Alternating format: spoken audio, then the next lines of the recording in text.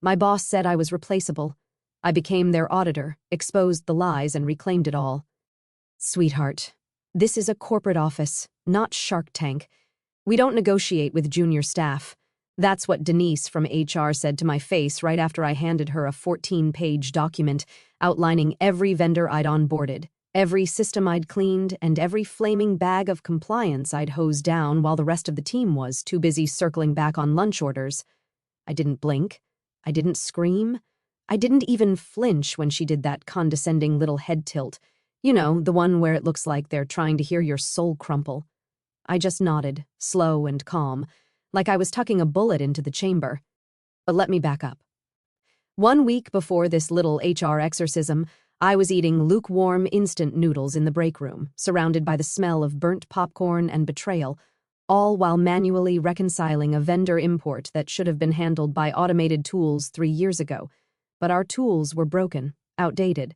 Half the integrations were so mangled it looked like someone had shoved spaghetti code into a meat grinder, then let Steve from IT duct tape it together during a seizure.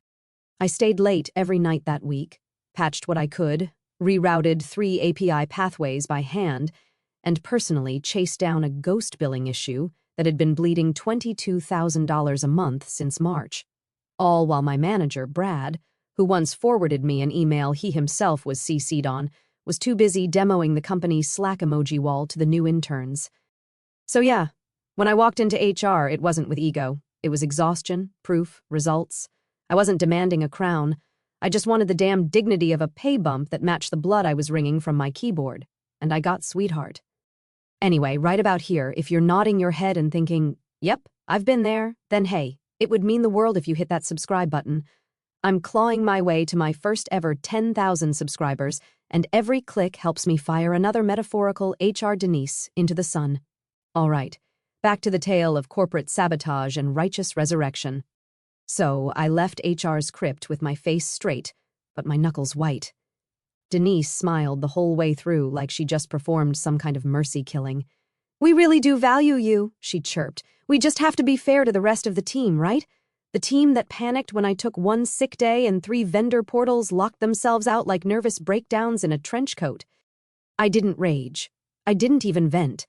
I just went home, made a cup of stale peppermint tea, opened my personal laptop, and logged into LinkedIn for the first time in 6 months.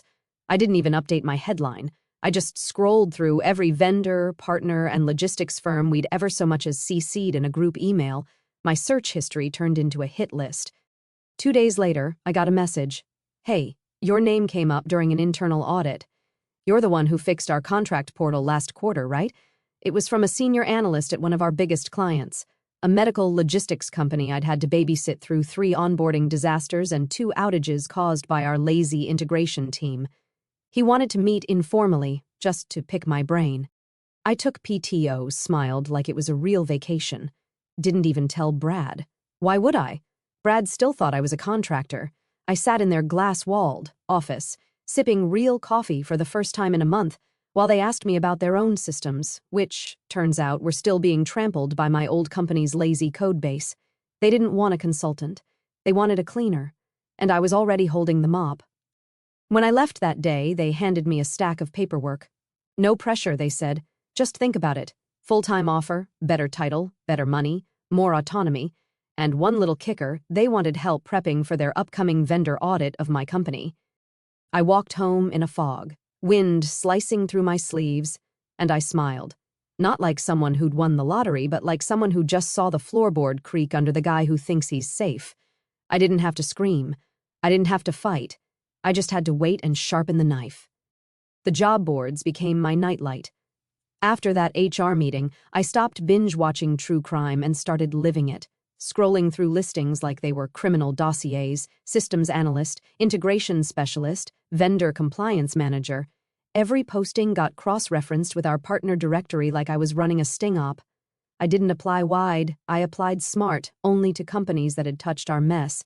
Anyone who ever got burned by one of our botched deployments, billing errors, or API meltdowns, congrats, you just made my shortlist. By midnight, my desktop looked like a digital war room, Chrome tabs flaring, resume versions numbered like SQL titles. coffee rings bleeding across a printed spreadsheet of past support tickets I'd personally resolved but never got credit for. If this was war, I wasn't going to the front. I was the weapon. 2 days into this covert job hunt, I got an email that stopped me cold. Subject: Quick Sync Vendor Audit Prep. The sender was someone I'd never spoken to directly. James, a senior systems director at Gen Access Logistics, one of our firm's largest and oldest clients. If we were the greasy mechanic shop, they were the guy still letting us inspect his brakes every quarter because switching garages was too disruptive. Apparently, my name had come up. He said he'd seen it buried in an old support ticket trail where I caught a recurring credential error that had been misfiled as external fault. Their side had flagged it, logged it, then quietly moved on when we resolved it. His email said, "We figured you were the one doing all the real work. You available for a quick chat?" I stared at the screen for a long time, not just because someone noticed me, but because someone noticed correctly. We picked a Friday. I burned one of my PTO days and told Brad I was finally going to get that dental work done. He barely looked up from his phone, probably thought I was taking a long weekend to emotionally recover from Sweetheart Gate. I smiled, let him. I walked into Gen Access headquarters, wearing the same blazer I wore to my last real date. They sat me down in a glass conference room with citrus water and a project whiteboard still stained with faded panic notes from their last vendor sync. James leaned in, real professional, polite, didn't waste time. "We don't want to throw your employer under the bus," he said, "but we've been watching your name pop up every time something actually gets done. And honestly, our systems are being held together with zip ties and PDF exports. We think you can help." We didn't need another post-mortem report. They needed surgery. The vendor portal had failed 3 logins in the past week, triggering internal ticket loops. Their billing files came in encrypted under a protocol we deprecated 2 years ago. They had a half-implemented, single sign-on flow that still routed admin resets to a no-reply inbox. All of it traced back to us, or rather, to the parts of us not named me. I didn't sell myself hard. I didn't have to. They'd already built my resume from the breadcrumbs I left behind. "I don't want to cause any conflict," I said carefully, sipping their espresso like it didn't just outclass every coffee I ever made at the office. James nodded like he respected the play. "Of course, just exploring."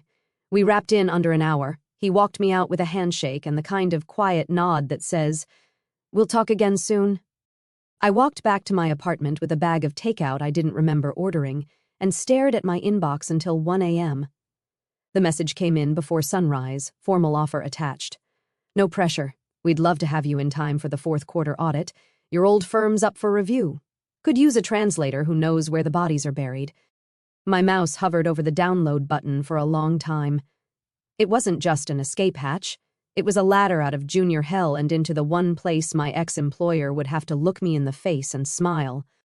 I was living a double life. By day, I was the junior analyst no one CC'd unless something was already on fire. By night and weekend, I was a digital surgeon cutting tumors out of Gen Access's back-end systems with surgical precision and a side of petty vengeance. I started small, pulled the old error logs I'd stashed in my personal drive for training purposes. Wink, wink. Parsed through ticket IDs I remembered handling but was never credited for, rebuilt credential chains, drew diagrams on sticky notes until my desk looked like a corkboard from a conspiracy documentary. I found subroutines buried like landmines, functions left undocumented, deprecated libraries duct-taped into production because Steve once read a blog post that said backward compatibility was for cowards. It was a junkyard, and somehow it was mine. I spent Saturdays reverse engineering integration points from memory.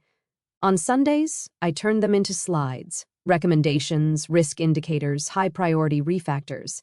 Gen Access ate it up like candy wrapped in compliance. Their CTO started looping me into Slack discussions. I got invited to private Zoom calls, off record, off hours, but with serious eyes on the other end. One by one, they started treating me like a specialist. Not junior, not temporary, not sweetheart. At the office, same old script. Brad kept sending me requests to polish up this dashboard or reformat these reports for leadership.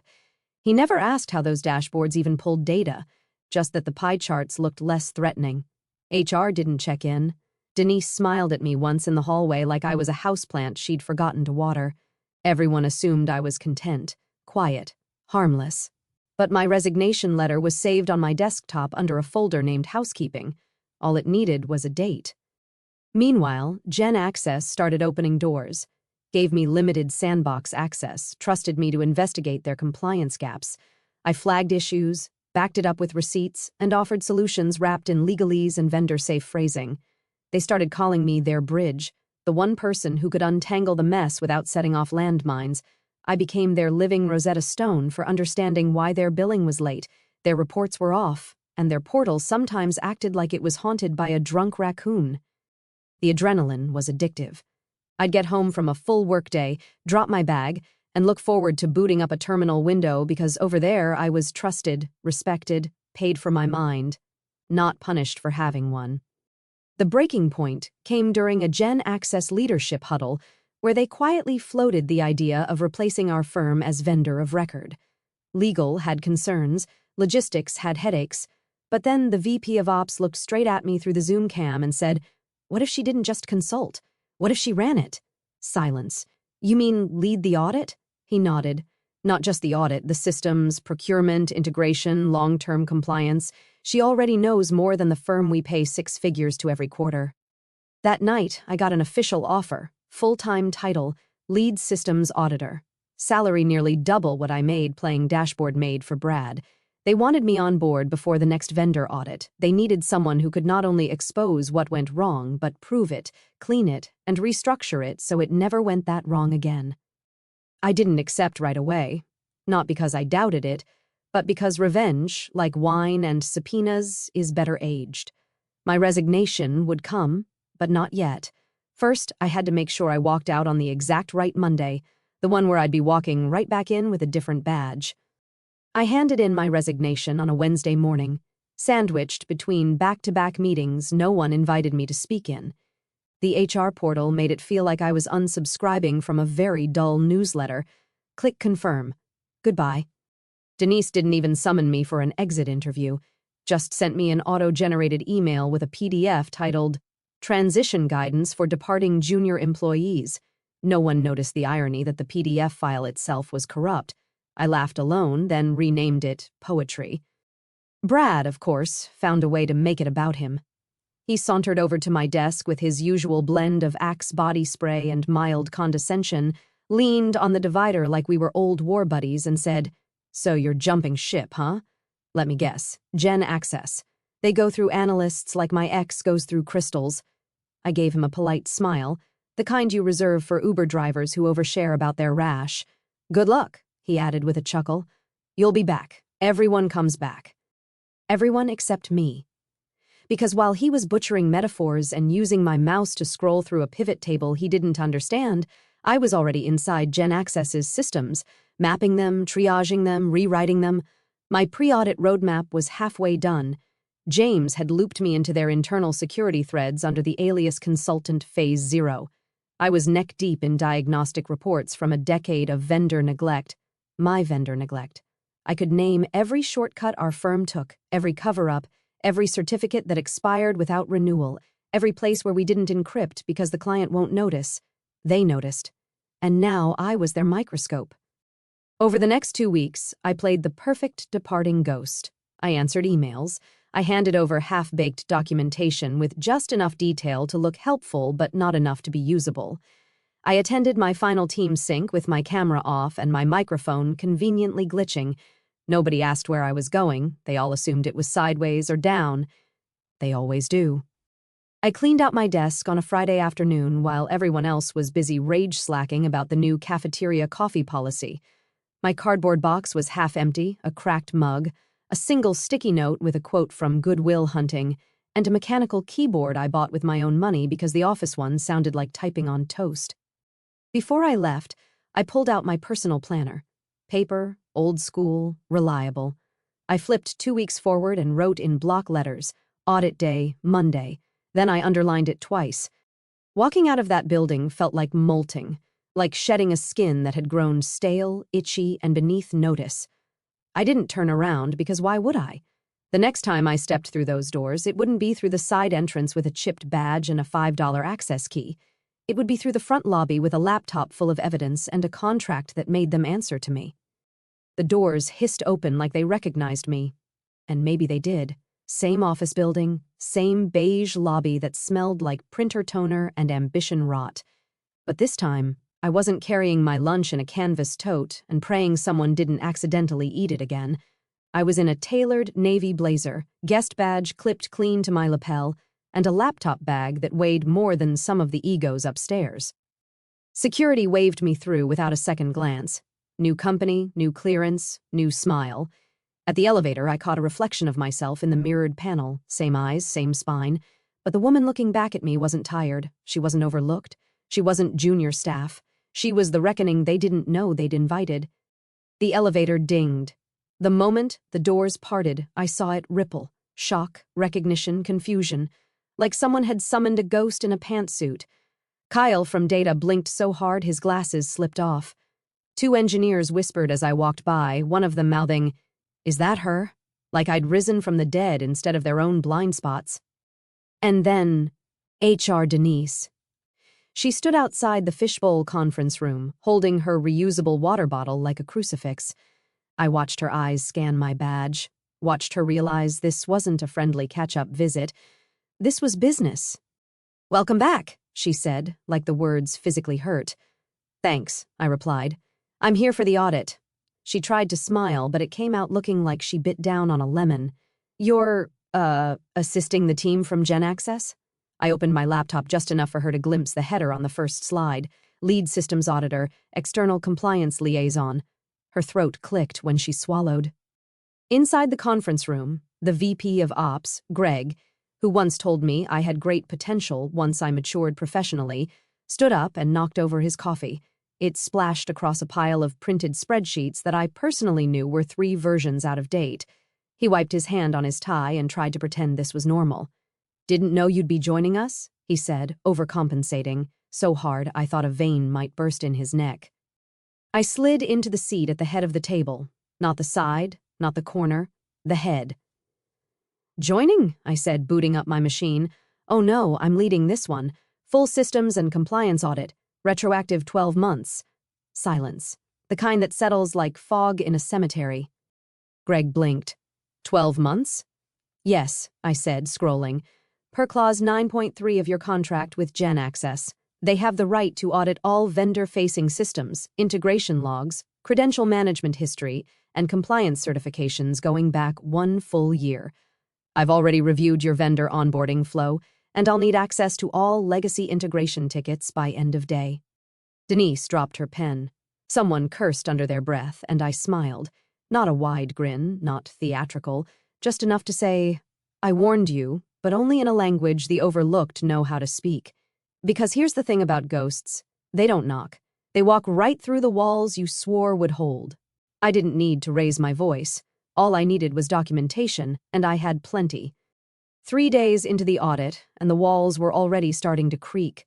My findings folder had grown into a digital crime scene, mislabeled credential chains, login tokens shared across departments like office birthday cake, expired compliance certificates that hadn't been renewed since the Obama administration, and vendor accounts with full admin access granted to former employees who hadn't worked there since before the pandemic. Gen Access had given me full access, and I didn't waste a second. Every report I compiled had timestamps, metadata, and archived Slack threads with decision-makers pretending nothing was wrong, while systems bled data like open wounds. By Thursday, the room felt 10 degrees colder. The VP of Ops looked like he was chewing tinfoil every time I opened my mouth. Legal joined via Zoom. Finance stopped pretending they weren't listening from the hallway. Then came the cherry on the cake. A shared credentials spreadsheet stored in a public SharePoint folder named Vendors Access to Final 4, the edited real USECKIS, XX. Unencrypted, no access logs, last modified by, wait for it, an intern. I clicked the file open with deliberate slowness. "This one's my favorite," I said, projecting the spreadsheet onto the conference room screen like it was a kindergarten show and tell.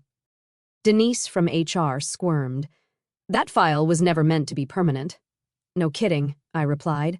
"Your compliance policy literally forbids shared login records in unsecured repositories. And yet here we are, modified 9 times, opened 37 times, 3 of those from out-of-network IP addresses in New Jersey, which, by the way, does not match your internal VPN footprint. Greg cleared his throat, trying to summon the ghost of authority. Well, it's hard to know who exactly was responsible for that. Probably the junior analyst before, what was her name? I turned to face him fully. I believe it was me. The silence was biblical. Greg blinked. Denise dropped her eyes. I let it breathe for a beat, maybe 2. Then I calmly slid a folder across the table. I'd be happy to submit a written statement. Would you like that notarized? The legal rep on Zoom unmuted just to cough loudly. By end of day, the client, my client, formally suspended all payments to my former employer, pending a full internal review. Procurement froze. Support escalations doubled. Slack channels filled with executives panic-pinging junior devs for answers they didn't have and never cared to learn. That night, I got a text from James at Gen Access. Nice work. Keep going. Let's see what else we find. Oh, I planned to. I had barely cracked open the integrations directory. Real rot hadn't even started to stink yet, but it would. And when it did, the ones who called me invisible would be forced to read every line of every mistake they made. Signed, the junior analyst they should have negotiated with. By Friday morning, the company was hemorrhaging dignity like a gas leak in a candle shop. Greg tried to play calm during the morning check-in, said phrases like isolated incident and corrective action plan, like rearranging the deck chairs on a flaming cruise ship. Denise? She disappeared from the audit floor completely, likely hiding in some HR backroom burning sage over her expired policies. But the panic bled through. You could feel it in the air like static before a lightning strike.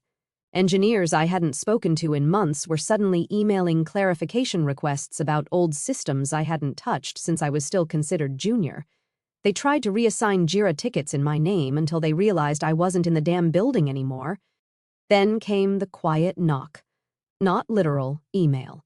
Subject line, quick chat, from a director I hadn't heard from since they asked me to stay in my lane during a cross-team planning meeting where I politely pointed out their entire automation roadmap relied on a deprecated data pipeline I'd flagged twice. Now they wanted a favor. Given your deep familiarity with our systems, we'd love to explore a short-term consulting engagement to stabilize critical areas. Obviously, compensation would reflect your expertise. I read that line 3 times, laughed once. Then I replied with a smile so sharp it cut through the keyboard, my rate is 5 times what you used to pay me. Weekly, upfront, non-negotiable. I hit send. They replied within the hour, we'll get back to you soon. Of course they would. That night I poured a drink, something expensive, smoky, and earned. My inbox dinged again. This time, not from leadership, but from the rank and file. Quiet subject lines, hey, quick question, looking for advice. You hiring? I opened the first. A junior dev, one of the ones who used to sit across from me and never make eye contact, was looking to jump ship. Said things felt unstable. Said leadership was panicking, that he remembered I always seemed to have a plan. I opened the second, a support specialist. Same story. Their requests for training were ignored. Their backlog had tripled. They wanted out. And just like that, I realized I wasn't just auditing anymore, I was recruiting. At Gen Access, my official title hadn't changed yet, but my role was evolving by the hour. James had introduced me to their CIO over lunch. They were talking about building an internal compliance task force, small, agile, run by people who knew how to think before things went nuclear. People like me, people I'd hire. I drafted a list of candidates that night, starting with the names trickling into my inbox. Each one had once worked beside me without noticing I was the only one bailing water while they learned TikTok dances on company time. Now they were asking me for life rafts, and I had a whole damn fleet. Let them flounder, let them grovel, let them finally understand what it means to ignore the person holding the map while the building burns down. Because I wasn't junior anymore.